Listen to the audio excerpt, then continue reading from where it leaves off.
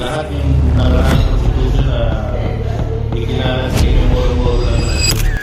Alam mo ba, ayon kay FF, Roy Ordinario ay iisa lang daw constitution sa TGP. Totoo nga ba? And this is the only valid constitution ng Tao Gama King. There is no other constitution na valid. Lahat yung nakaraang constitution na ikinalat sa inyo, moro-moro lang lahat yun. Yung 2000, moro-moro yan. Kaya nga, pwede nilang i-suspend anytime.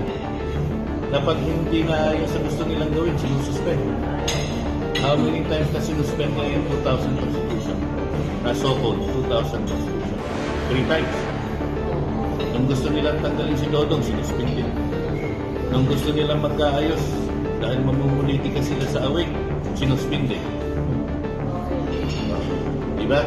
Nagkaroon sila ng joint declaration under TFU na they will come up with a new constitution dahil marami daw problema yung national constitution ng 2000. Documented yan, right?